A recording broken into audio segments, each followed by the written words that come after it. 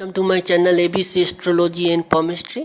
दोस्तों, जन्म कुंडली में जब गुरु अपने उच्च राशि या स्वराशि में स्थित होकर जन्म कुंडली के लग्न में, चतुर्थ में, सप्तम में और दसम भाव में स्थित होता है तो एक राजयोग का निर्माण करता है जिसे हम हंस योग कहते हैं। जिन लोगों के जन्म कुंडली में भी इस तरह का योग का निर्माण होता है, ऐसे लोग विद्या और बुद्धि से संपन्न, समाज से भी धर्म कर्म में विश्वास रखने वाले तथा धन धान्य से संपन्न होते हैं। इस तरह का योग सामान्यतः किसी बड़े प्रोफेसर, किसी बड़े मठ के मठाधीश, धर्म उपदेशक, समाज से भी लोगों के कुंडली में देखने को मिलता है।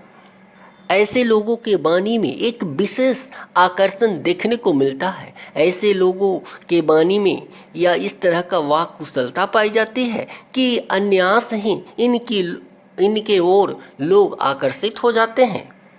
तो दोस्तों, आज का हमारा टॉपिक यही है। आज हम हथेली में देखेंगे कि किस प्रकार हंस योग का निर्माण होता है। तो प्लीज़ इस वीडियो को शुरू से अंत तक जरूर देखिएगा और कर दीजिएगा मेरे इस चैनल को सब्सक्राइब, क्योंकि आपको यहाँ मिलेगा कुछ इसी प्रकार की ढेर सारी रोचक जानकारी।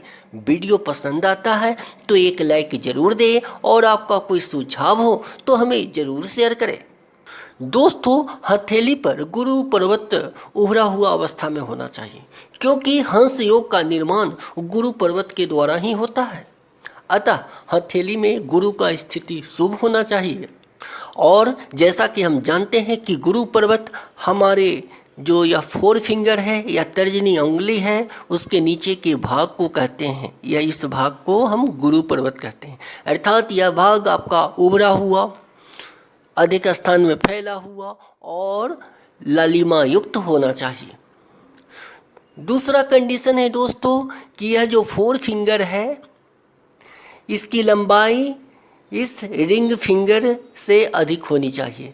इस 4 फिंगर की लंबाई इस रिंग फिंगर से अधिक होनी चाहिए तो ज़्यादा बेटर है। कम से कम इस 4 फिंगर की लंबाई इस रिंग फिंगर के बराबर तो ज़रूर होना चाहिए। तो दोस्तों, ये रहा दूसरा इंडिकेशन। और तीसरा कंडीशन है इस गुरु पर्वत पर एक क्रॉस का बनना।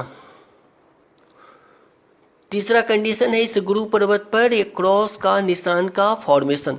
दोस्तों, जैसा कि हम जानते हैं कि क्रॉस किसी अन्य जगह पर शुभ नहीं माना जाता है, परंतु गुरु के पर्वत पर यदि क्रॉस का निर्माण हो रहा हो तो इसे शुभ माना जाता है। तो क्या क्या कंडीशन हुआ दोस्तों? सर्वप्रथम तो हम गुरु के पर्वत को देखते हैं जो कि उभरा हुआ, अधिक स्थान में फैला हुआ होना चाहिए।